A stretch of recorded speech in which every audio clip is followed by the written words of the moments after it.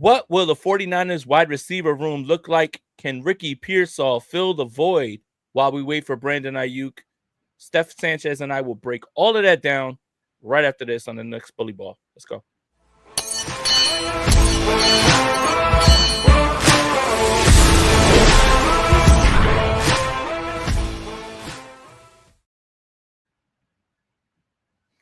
I'm Jason Aponte. That's Steph Sanchez. This is the Bully Ball Podcast on the Gold Standard Podcast Network, the only podcast that is simultaneously excited that Rafael Devers is a San Francisco Giant. Nice to see you, Steph Sanchez. What's going on? I know nothing about that. Explain that to me in NFL terms. Okay, ready? Okay.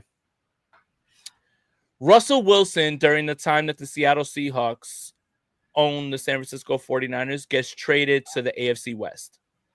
Okay. And in this scenario, Rafael Devers owns the New York Yankees. Get out. I'm good. I am happy. And you know what's funny? I've always liked him as a baseball player. Now I get to root for him. And this isn't even me to pandering to my Bay Area, fan base and everything as well too. But happy for the San Francisco Giants. Even happier for my New York Yankees, by the way. But we're not here to talk baseball. We're here to talk football. Before we get into that stuff, though, I wanted to, while we wait for people to get in here, by the way, guys, make sure you like this and subscribe to the channel, all that. What was the last movie that you saw that you were really taken with? Like, so it doesn't have to be recently or anything like that. What's like the first one that what comes to your mind? By taken with? Like you really enjoyed it, right? Away. Like, I was blown away. Yeah. I watched Sinners. I don't watch a lot of movies, but what did you think of Sinners? Good, perfect. I thought it was great. I thought there was a lot of symbolism. I thought it was a fantastic story. The pacing could have been a little bit better towards the beginning, but once the action got started, like it was boom, boom, boom. I thought it was great. I love Sinners as well too. That's a movie that I don't very often watch at home, and I say, man, I wish I would have saw that in the theaters. But that was absolutely one, because like there's that scene when they're in the barn. And, obviously it's like the last confrontation, and you see the aspect ratio from Letterboxd go, and it almost looks like a video game cutscene that it goes like to that or whatever. Look, love cinema, but Sinners was great. I was kind of leading you that way, and I'm glad that you did. This is why you're, the best co-host in the world. But never mind that. Now let's talk about football. So we have a little bit of a dead period, Steph, and we have a little bit of time where we're trying to fill content and everything. So Steph and I came up with an idea of talking about wide receivers or position groups, right? Just position groups. And we just started with wide receivers because it seems like the easiest one. I think we're all trying to navigate the Brandon Aiyuk stuff, right, Steph? We're trying to figure out, training camp. When is it? But I wanted to start with this. I think the biggest thing that's on 49ers fans' minds when it comes to wide receiver position is Ricky Pearsall. And I've got some good news for 49ers fans. I'm not gonna do the Jordan Elliott. I'm not gonna do the Jordan Elliott thing where it's like I've watched every snap and I've got some good news or whatever and not say anything. No, but I did look at some things that are statistical, whatever you say, anomalies, or it might mean something, it might mean nothing, but I did some math, and I'm proud of myself, honestly, because I hate math. But let's do this. So obviously, Ricky Pearsall last season starts off with, the unfortunate incident of, the robbery. Doesn't come back to week 7. So week 7, Ricky Pearsall had 48 snaps against Kansas City, 3 catches for 21 yards. 40 snaps in week 8, 4 catches for 38 yards against Dallas. Week 10, 41 snaps, 4 catches, 73 yards, and a touchdown against Tampa Bay. Why do I bring that up?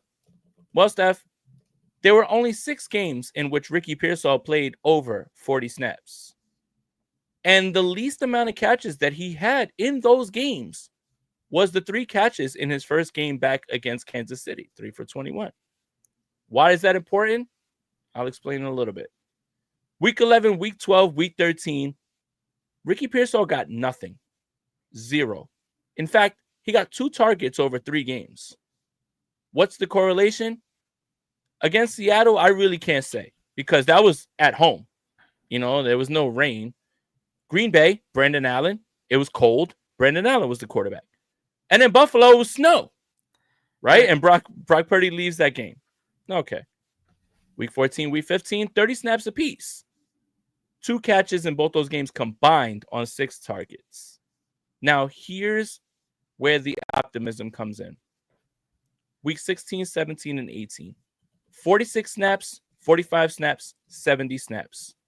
4 catches for 37 against Miami. And famously, Steph, we know, didn't know where to line up, right? And we know that probably pissed off Kyle Shanahan a bunch. But against Detroit, 8, 141 and a touchdown on 10 targets. He caught 8 of 10. It's a good number, right? 4-4 the first week. 6 out of 7 against Arizona with Josh Dobbs, 69 yards and a touchdown. 69 is a nice number. Let's do this. The 3 games, and this is where I'm going with this. The 3 games. 18 for 21, 247 yards, 2 touchdowns. Now, to correlate that to his season, 31 catches. So that's 18 of those catches were in 3 weeks of his 31. I'm not going to do the math on that. That's a high percentage. 400 yards on the season, 3 touchdowns. 2 of those were in those 3 weeks. Let's cherry pick and let's give everyone optimism, Steph. And this is where I'm going, and I'm going to pass it to you right here. I did the math.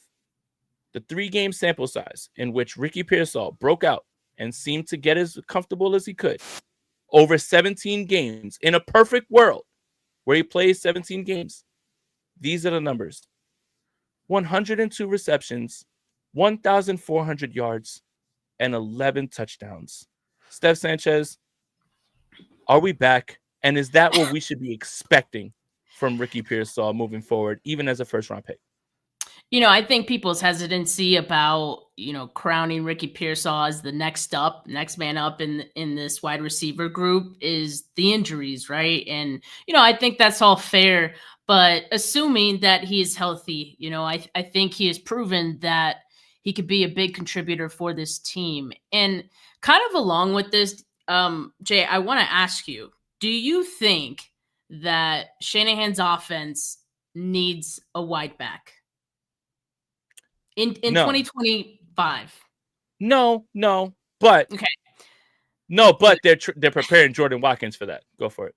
Sure. I think that it'll be less of a loss. Like Deebo Samuel, I think will be less of a loss than some people, and mostly people who aren't really, 49er fans or covering the 49ers are saying. Like it's really where Ricky Pearsall comes in. And I've mentioned it before, and off the top of my head, I'm not remembering the exact stat, but I've mentioned it here on the show that, Ricky Pearsall in like the last some weeks of the season had more touchdowns than Deebo had like all season, right? Or something like that. So that shows just the efficiency that Ricky Pearsall was able to operate under. And, just some of the examples that you just gave, I think is a clear indication of that, yeah, if we expand the sample size to 17 games and he's starting and he's getting the full allotment of offensive snaps, which I think at this point we expect him to do that, especially with Brandon Aiyuk, missing first half of the season or so. So I do think that he's primed. He's proven that he's capable of that. And, I don't think it's crazy, Jay, to say that the 49ers wide receiver group could be better than it was last year. Or the year even before that. It really just hinges a lot. Okay, maybe not. Well, no. And you know what? Brandon Aiyuk. Sans Brandon Aiyuk, because Brandon Aiyuk is not going to be there for the first half of the season. I don't think what you said was crazy. I'm just saying that I think people are, and we're going to talk about the concerns with the wide receiver group. There are some. But I think the reason for optimism is that what you're going to get, we're basically trading Deebo Samuel for Ricky Pearsall, Jacob Cowing, Jordan Watkins, and lifting those guys up, giving them more opportunities. And I think with those group of guys that I just mentioned, it isn't crazy to think that they will be more productive as receivers than Deebo was. It's really nice to see. Ricky Pearsall already hanging out with the boys out there in Panama. Was it the Cabo gang? Yeah, now we're in Panama. Okay. All right. Taking it global. But yeah, I just think it's not a high bar that one of these receivers or a group of these receivers is going to be able to, have more production than Deebo Samuel did. Because if this offense doesn't need the wide back role, what they were really missing in 2024 was a receiver who can separate, who can route run, who can do all these things that some of the guys we were just mentioning do. Ricky Pearsall, he does that. Jacob Cowan could do that. He's got the speed as well. And Jordan Watkins, based on what everyone's saying about him, it seems like he can certainly have that too. So that's why I think it'll look different than it did in years past. You're not going to have that wide back, at least maybe not right away. Jordan Watkins maybe could take on that role at some point, but I think the offense is still going to run pretty efficiently with the group of receivers that it has. I think it really just hinges on the health of a lot of these guys. What's funny is before Kyle Shanahan found Deebo Samuel, there was no such thing as what he was running with Deebo Samuel. And those offenses were pretty good. So yeah. I'm not worried, about that.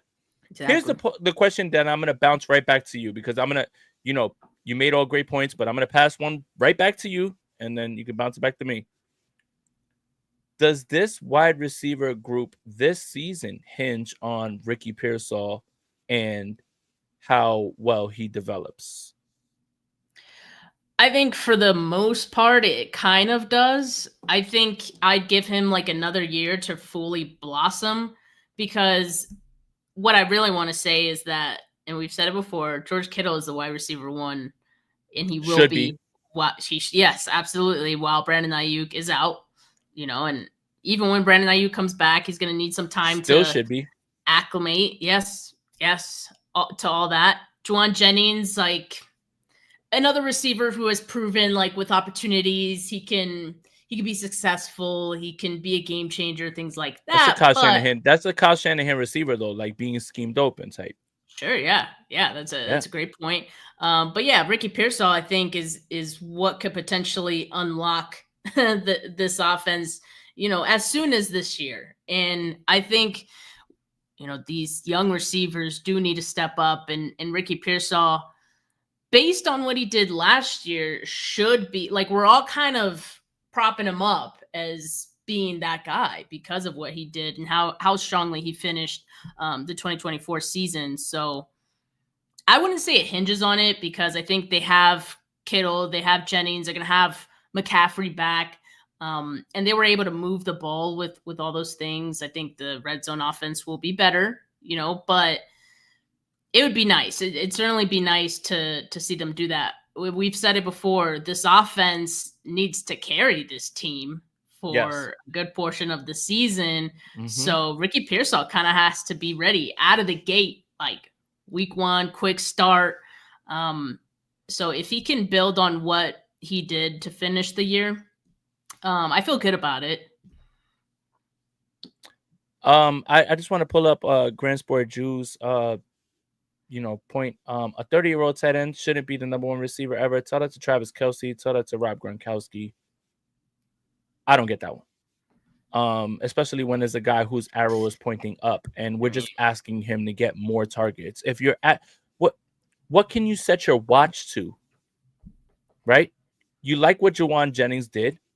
Juwan Jennings isn't a separator. He's a jump ball guy. What can you set your watch to?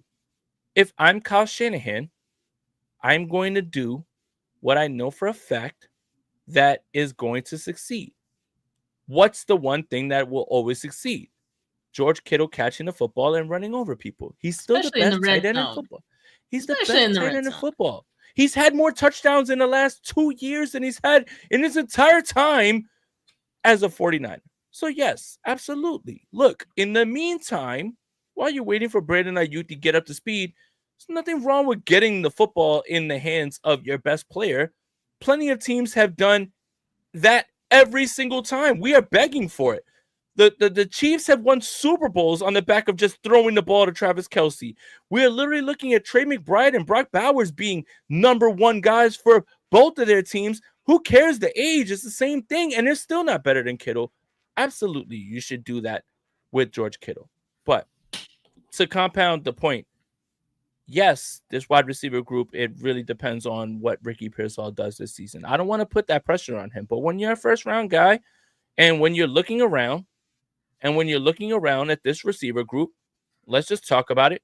Demarcus Robinson is going to miss 3-4 games, most likely, right? We don't know what it is. He's going to miss games, right? So he's gone. Brandon Aiyuk is likely going to miss the first 4 weeks. And if he's back for week 1, that's fine. I just wouldn't expect him to be back to that guy that we thought he would be. Okay. And I want to point something else too from the numbers that like I was bringing up.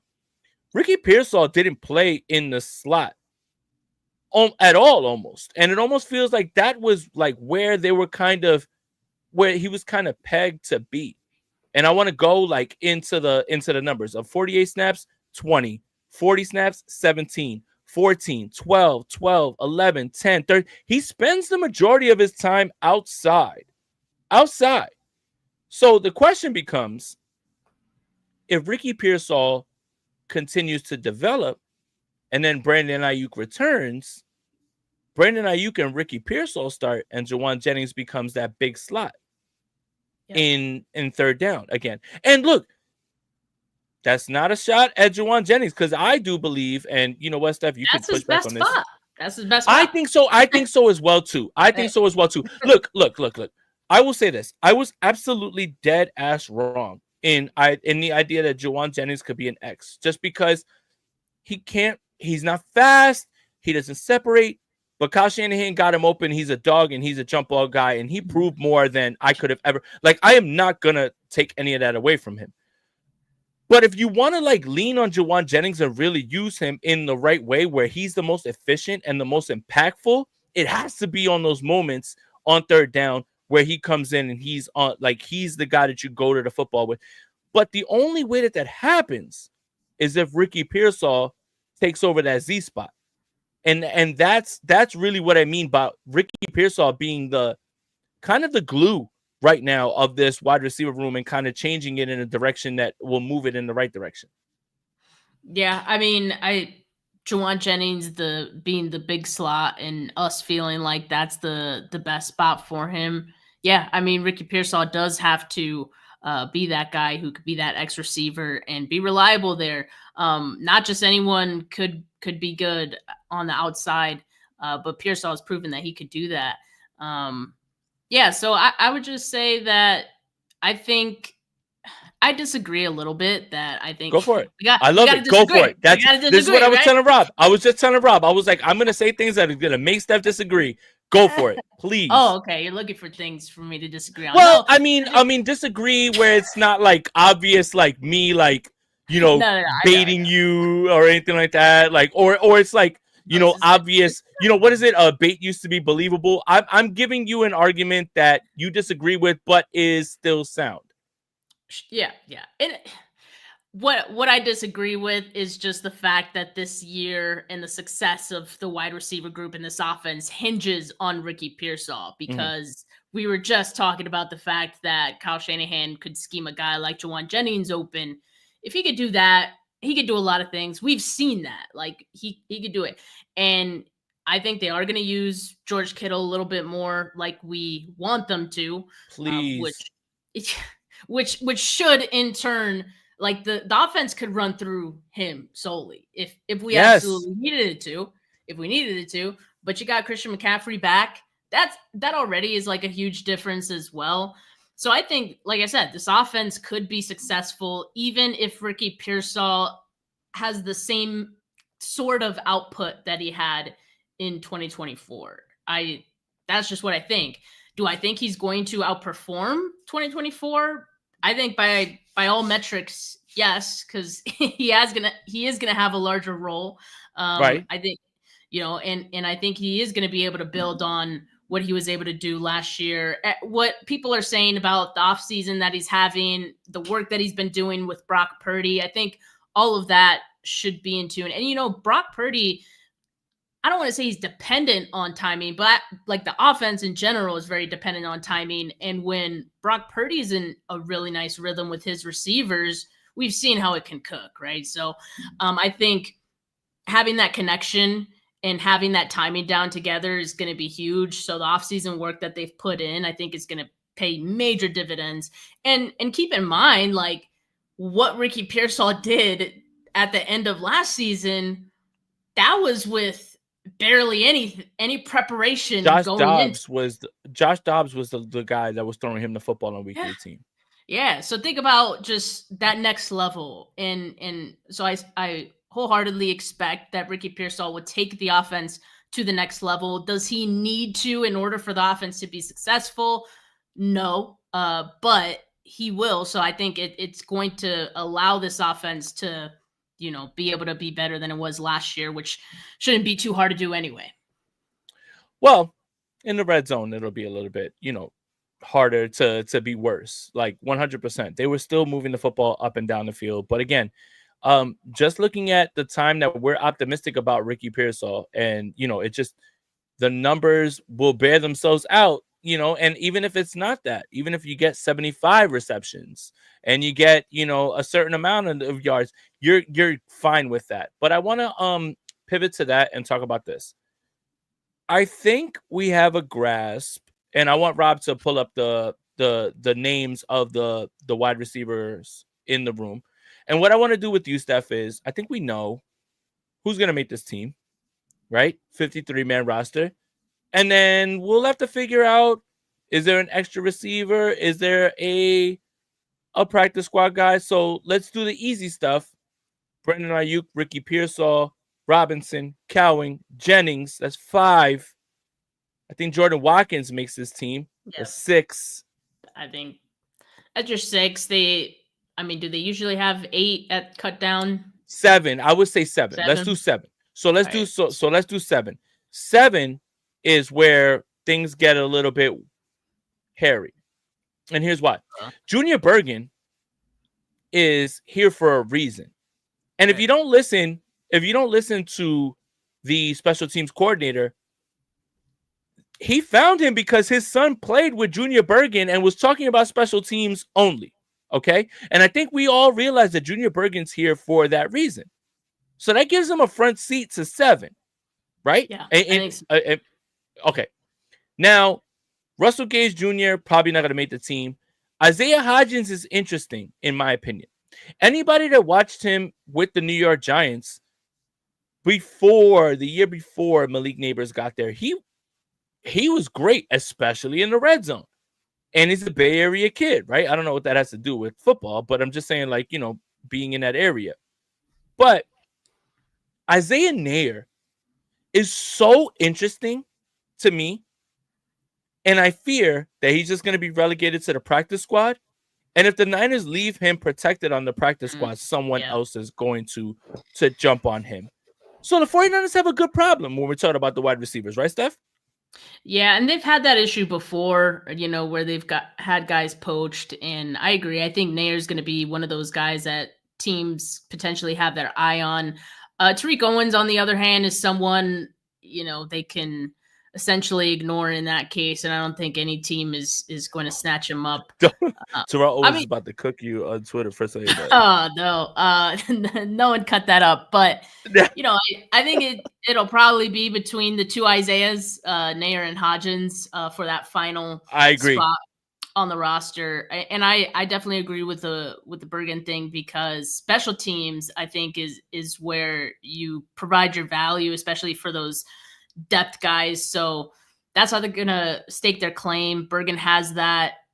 My question is, between Nair and Hodgins, like, who offers the most upside from the special team standpoint? So I've never seen Hodgins play special teams. I've just seen him, like, literally the year that he was here with the Giants, and I only say here because I live here, he caught all the touchdowns, all of them. And, if you're a fantasy football player, you're just like, God, it could have been anybody but him. Like, no one's starting Isaiah Hodgins. Like that's where, he started to get on my radar. I have a hard time saying no to Nair. Just, he has too much speed. He's too big. I think he has far more upside. Now, do you use him on special teams? I think the 49ers try to sneak him by in the practice squad, but we've seen that attempt work, and we've seen it not work with DJ Reed and other guys who have eventually gone on to go other places. But I think Nair is actually a baller, man. I think he's actually a hooper. Well, Jay, it also isn't uncommon for them to, spring up the phantom injury around the end of training camp and roster cut downs, just so That's they what they can. did with Jennings. Yeah. Jennings was a 7th rounder.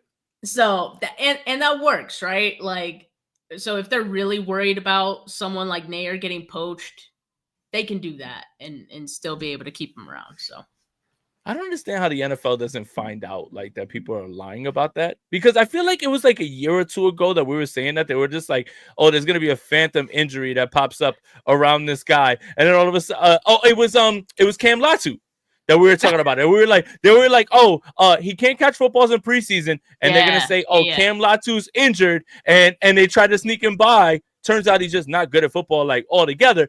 But like, come on, man! Like, there's got to be an NFL doctor that gets in there, and it's just like, I need to look at him and make sure that he's like, actually, he's like, oh, my knee hurts. The loophole. I like the loophole. Keep it. I bet you love the Houston Astros winning World Series and stuff when they were cheating as well too.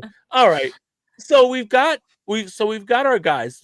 What is the 6'7" spot? It's got to be Bergen, right? Like, it has to be Bergen based on special teams, but. Mm-hmm. Nair has to be the guy that they keep around. Like, I don't think they could just let him slide for nothing. Like, he has to be on special teams. I mean, on the practice squad, like, in my opinion.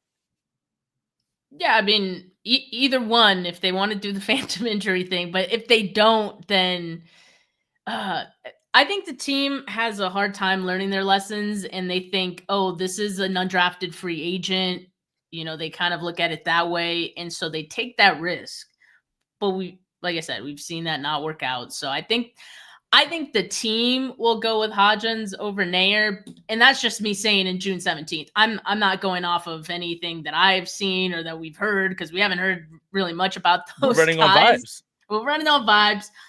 Once training camp rolls around, I'm sure we could do the same exercise, and we might have a different thought on those last 2 roster spots.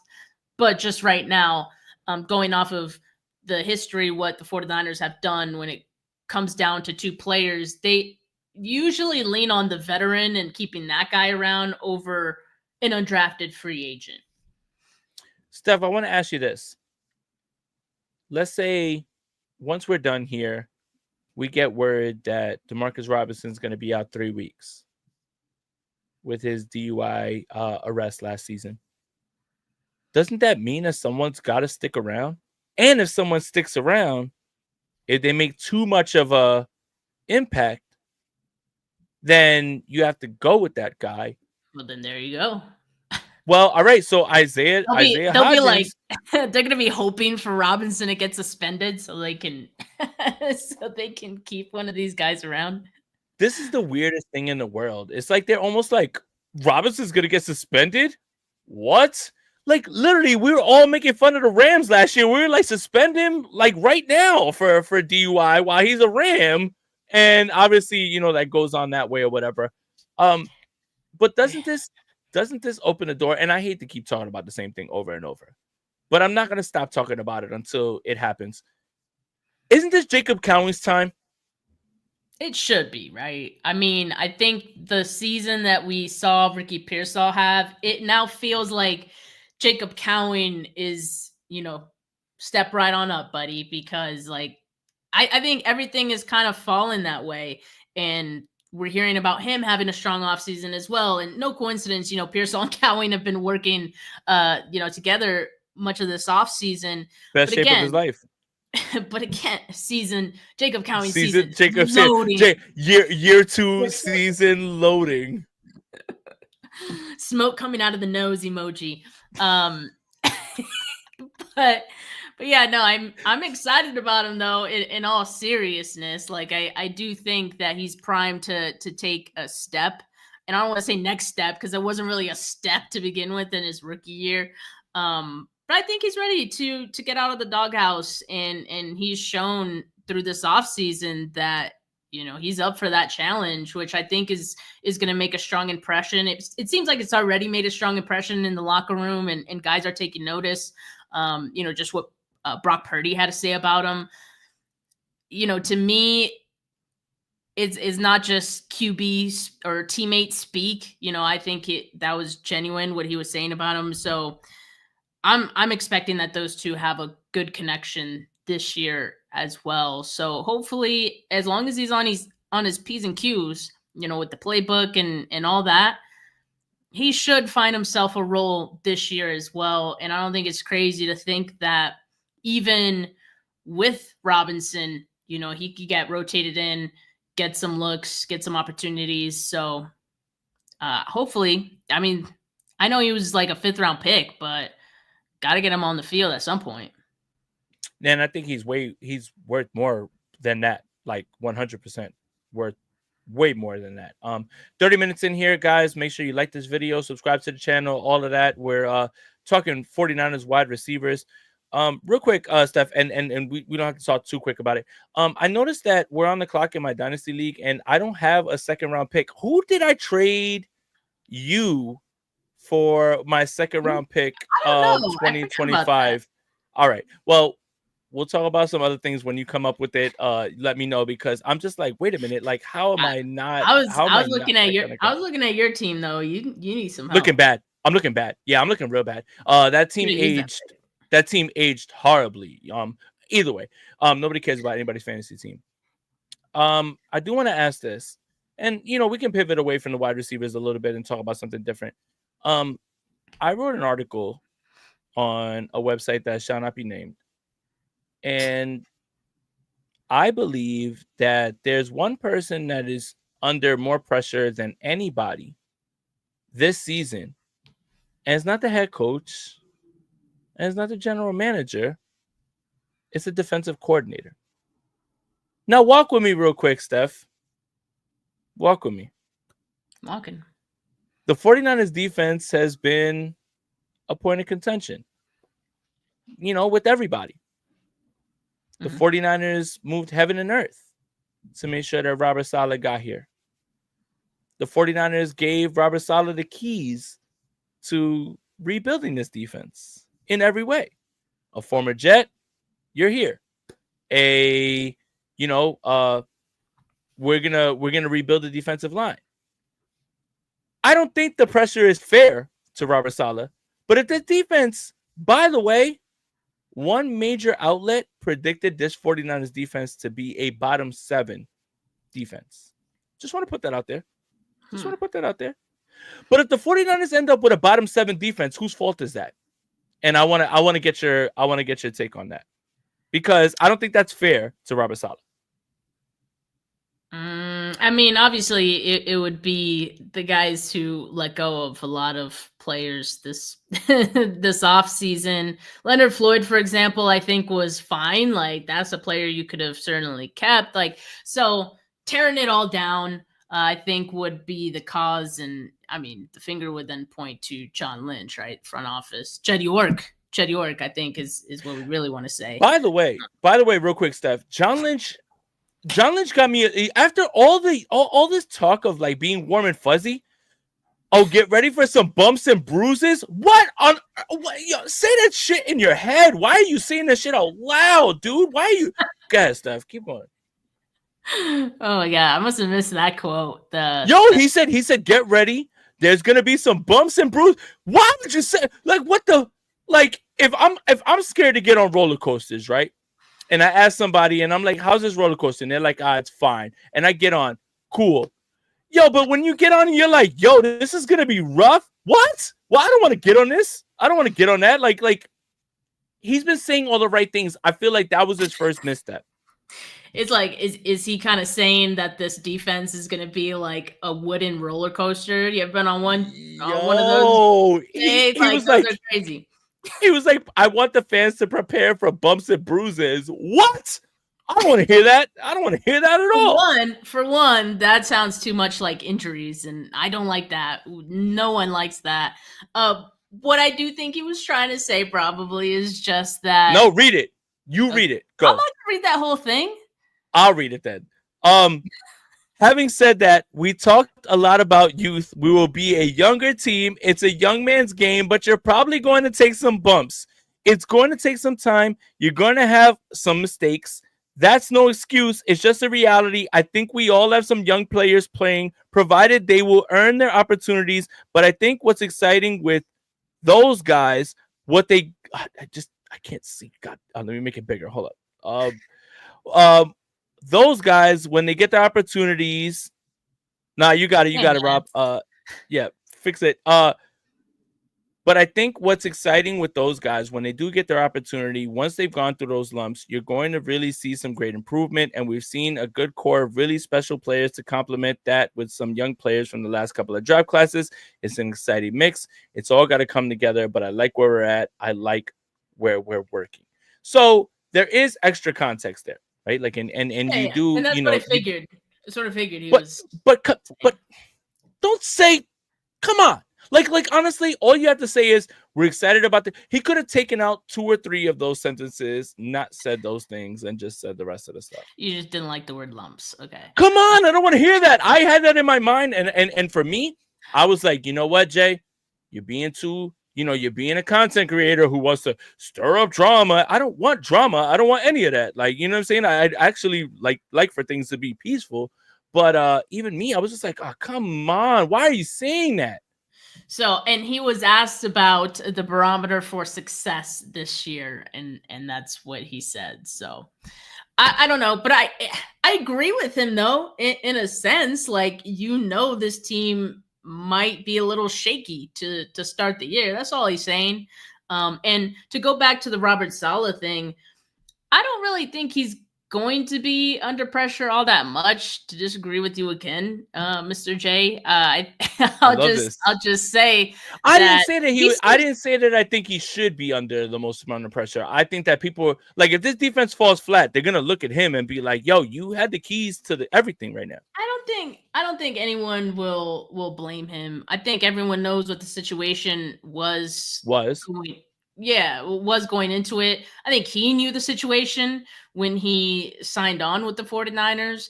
And the reason that I don't think he even feels the pressure, like, he just looks super loose. He looks happy again. Like, nothing compared to the pressure he was under in New York, right? Like, he just looks fresh.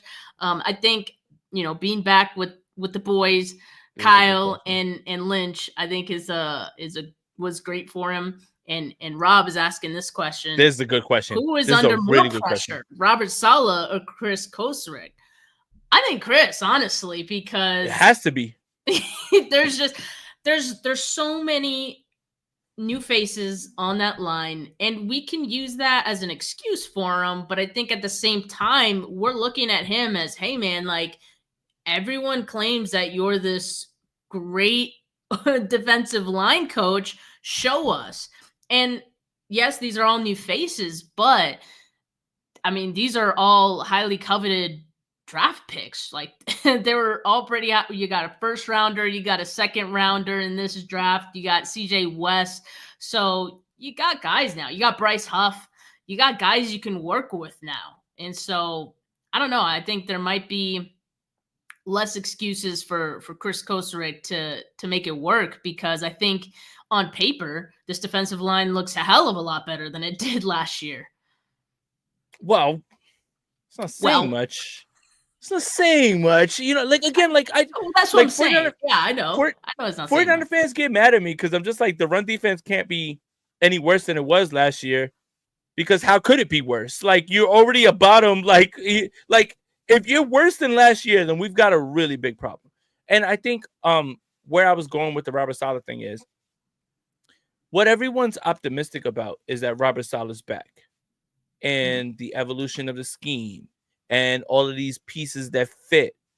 And if this defense falls flat, I have a tough time looking around at, like, the 49ers, who have been searching for a guy to replace Robert Saleh since the guy who replaced Robert Saleh, which was DeMeco Ryans.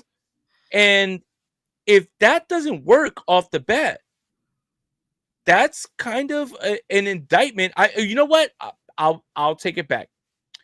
It's an indictment on the guys who like gave everything to get him back, right?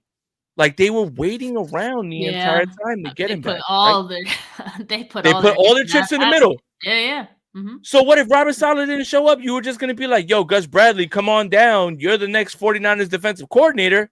But do you not think that Robert Saleh is going to be afforded any time? He I don't should, listen. right? My problem is this. I would afford him all the time. I'm like, again, I think you got me messed up. I'm not saying that I think that he's under the most pressure. Uh-huh. What I'm saying is if this defense doesn't perform the way that people expect it to, who does it fall on? And they're going to throw it at the feet of him because he's supposed to be the return of the king, right? The king has returned, like Simba, right? All that stuff, right? Like that's what I mean. That's what I mean more than anything. It's less about, listen, I have patience. I have grace. I understand, rebuilding. I understand. Like, I'm not telling you that I have him under the people that are under the most pressure are John Lynch and Kyle Shanahan. You guys are under the most pressure right now, without a doubt. But I fear if the defense isn't up to fan snuff, that they're going to yell at Robert Saleh, much like they did before he turned it around. We know that. Right. But that's what I mean, is it's unfair to throw it at his feet because of what he's had to fix and deal with. But at the same time, they did give him the keys to the car. He is bringing in every single free agent that he wants. Anybody that's been in an elevator with Robert Saleh as a New York Jet, you are a San Francisco 49er, pal. Congratulations. Pack your bags. You're going to Santa Clara. So there is a give and take here. There is a little give and take of like, I do want to give him grace because I understand what he's coming from. But when you give somebody everything, like off the rip, and let's not forget, no matter what happens this season, Robert Saleh is going to get head coaching interviews next season. No matter what. No? He got him this year. They don't want him to. They don't want him to. It doesn't matter. They're going to. Look, the head coaching interviews are going to come. If the 49ers turn into a top 10 defense, the head coaching interviews are going to come in fast and furious. Yeah. I know. But if Robert Saleh makes it through a season, 17 games, no matter where the 49ers defense is, he's still going to get head coaching interviews. So this is the thing. You're allowing him to shape all of this, but you know that next year teams are going to come a calling, and for good reason, because a lot of people don't attribute what happened with the New York Jets to Robert Saleh. They attribute what happened with the New York Jets to the New York Jets because the New York Jets suck. As they should. Yeah. So that's what I'm saying. Like Dallas called him, all these other teams called him, and the 49ers were sitting there waiting like, please don't get hired. Like, please don't get hired. If you think that a successful season with the 49ers doesn't lead to more calls, that makes you, I mean, that's fine. Pass it over to KJ Wright. But what I'm saying is, like, you're putting all this in the hands of him, and he might be here. He could be here for just 1 year. Just 1 year. Oh yeah, and I think that's why they brought in Gus Bradley as well, not just because those guys have worked together before, and I think as Saleh mentioned, they see each other's blind spots, so they complement each other pretty well. But I do think they brought in Bradley as kind of that failsafe of, hey, if Saleh does leave after 1 year, here you go, buddy. Like, you don't think it's KJ Wright? I mean, it could be, but like KJ Wright, in my opinion, like I think he's a natural coach, but like I kind of feel like there needs to be there's another progression before he gets to defensive coordinator, I think. So my question is this, because I didn't know what D'Amico was going to be as defensive coordinator, right? And he was a linebacker coach. I didn't, so like and you know what? The 49ers have afforded themselves such grace that we should let them pick whoever it is that they want. If there's someone that they're comfortable with inside, even if Nick Sorensen wasn't that. So maybe I should take it back. I know I'm going to get yelled at for that. But moving from Saleh to D'Amico, I don't think you could have done a better job. And I know Gus Bradley is the godfather of the Legion of Boom, cover 3, all the stuff that the 49ers want to run. That's why they tailor their personnel to that. But maybe KJ Wright is the guy. And maybe Gus Bradley is the guy under him that'll help him a little bit. Like I don't know what the thought process is with those guys, right? Like is Gus Bradley okay with that? Will he be fine with that? But yeah, the 49ers have themselves in an interesting position with Robert Saleh right now, because Robert Saleh can do the funniest thing in the world, which is turn this 49ers defense into a top 10 unit and then go slide somewhere else, and no one will blame him because he got many head coaching interviews last year. And I thought he was going to be the Jaguars coach. There was a chance if the Cowboys were smart, they would have hired him instead of, Brian Schottenheimer, but nepotism, and there's your chance to make a Kyle Shanahan joke, when you throw it up. But like he's definitely going to get interviews. Like I don't think that that's something that's even up to be like debated, So I think it's weird because he's in this weird spot where no matter what he does this season and no matter how this 49ers defense performs, he's still going to be sought after. Yeah, and to go back to Gus Bradley, I don't think it is within the realm of possibility that even Bradley can leave after this year. Yeah. Right? I mean, so all that's on the table. On KJ Wright, I think what Strawberry says in the comments is absolutely right, which is why I have a hard time seeing him make the jump from defensive quality control, which is what he's at now, all the way to defensive coordinator. Like that'd be a tremendous leap. I'm sure it's happened in the NFL before, but like I said, I think there's another step for him to take before that. I think him coaching at the Senior Bowl was kind of a good kind of, not test. It's not like the 49ers put him up to it necessarily. Precursor. But yeah, I think it was good preparation, for him and development. And I'm sure it was nice for the 49ers to see how he did, just to get a better sense of that. But absolutely, I see KJ Wright progressing and elevating within the 49ers coaching staff. Okay. Thank you guys for tuning in. 47 minutes. We're not going to be done right here. I just want to pass this one. I'm going to pass this one last prediction question to Steph Sanchez, and then I'll take my own. Which 49ers pass catcher, you hear that? That's the qualifier, leads the team in receiving in 2025? I still say Kittle. I think so too. At least I hope so. I think so too. We're putting that into the universe. Yes. I think it's George Kittle as well too, man. Like, look, you look around, up and down, everything that's going on with this team. Your best player on offense today, and I'm sorry, look, Christian McCaffrey is 2 years away from being the offensive player of the year. George Kittle's arrow continues to go up no matter where he is in age. It has to be George Kittle. Kyle Shanahan, if you're watching, and I know you are, because you're a big Bully Ball fan and you're a big Gold Standard Podcast Network fan, can you please throw him the football more? Because we look at these numbers and you look at how close Kittle is in proximity to, I saw some ridiculous stuff about, is Brock Bowers and Trey McBride better than... I know it's dead time, but let's not get crazy. Give him 10, 15 more targets. I'm not even asking you to give him the 145, 160 targets that these guys are getting to still pale in comparison. Obviously, it doesn't help that Brock Bowers' quarterback situation is trash, and we get that, but it has to be George Kittle. Yeah. George Kittle is the guy that this offense, look, when you need a play, when things are hairy, everyone goes to their best player, it seems like in the NFL. I've watched it too many times happen to the 49ers in big games to see this not happen to somebody else.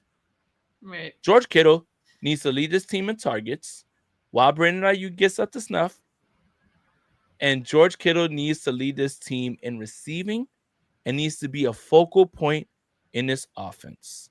It has to be George Kittle, Steph Sanchez, or we riot. Or we riot. Yeah, and I mean, even just one more target per game, as we're saying in the comments, like even that would be a big start. He's still a matchup nightmare, which at his age, I think it's crazy. You got to lean into that. Someone who is still, it still feels like he's in his prime. When he's healthy, you got to lean into that. So I think last year was like a big revelation to Kyle Shanahan in that sense that, man, like this dude is still rolling. He's still like, we need to feed this guy. That pisses me off like to like no end. That pisses me off to no end. He was like the only consistent red zone contributor. That pisses me off to no end then. Look, and look, Steph, you know I love Kyle. You know we love Kyle, right? Yeah. Last year was finally when you were like, holy shit, man. This guy's good in the red zone. Maybe we should throw the ball.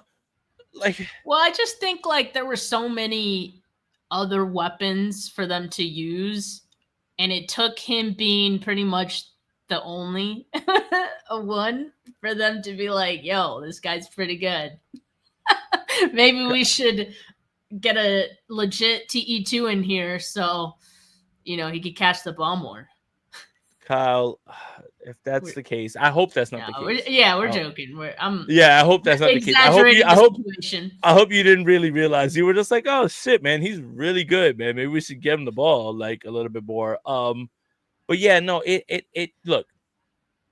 You look around the league, right? And you look around money time, right, for those teams. And I don't want to bring up sore spots. Travis Kelce, Trey McBride, Brock Bowers, those guys, they spam those plays. Yeah. Right? Think about when you're playing Madden and you know there's a play that nobody can stop. The guy that you're playing right there on the sticks can't stop. You don't get away from that. Get the ball more to him. But I fear there's times where Kyle says, what we're running and what we're seeing and the scheme and what we need to do and what they're showing us, as opposed to just saying, this is my guy. My guy's better than your guy. And we're going to throw him the football. And I think that's a little bit of what Kyle's lacking. Just a little bit of just like, my guy's better than your guy. And I'm going to drop a play to throw him the football because I trust my guy to make a play over your guy. And I don't think we've seen that. I think that he just goes with, you know, and look, I don't want to knock either way because I think he goes with what he sees. And I think he goes with what the defense is giving him and what he can, you know, get moving. But I just, in money time, I don't want to see Austin Reeves taking the 3-pointer. I want to see Luka or LeBron James taking the 3-pointer at the end of the game. I don't want to see, you know, Aaron Gordon taking the buzzer beater 3. I want to see Nikola Jokic take the 3. And that's basketball stuff, right? Like that's how I feel a little bit about like how with Kyle is. And you know I love Kyle. I mean, I honestly think he was more like that with McCaffrey, where it's like, I'm going to spam McCaffrey. That makes sense. And look, it worked. Yeah. But now let's get back to throwing the football a little bit more. Yep. Okay. Kyle Shanahan, we love you, man. We know you're watching and everything. Don't yell at us or anything like that. That'll do it for this episode of Bully Ball on the Gold Standard Podcast Network. Make sure you guys like this video, subscribe to the channel, hit that notification bell for when we go live. Follow Steph on Twitter at Steph49K. Follow me on Twitter at JasonApate2103. We both have YouTube channels. You guys might want to check out both of our YouTube channels. I know Steph does a lot of great work on there. You know, maybe, you know, I just go on there and I touch some shit. But make sure you guys are subscribed to the audio wherever you get your Gold Standard Podcast Network, you know, Apple, Spotify, anything like that. We are talking wide receivers, and we're happy and we're excited. But for Steph, for Jay, we're out of here. Peace.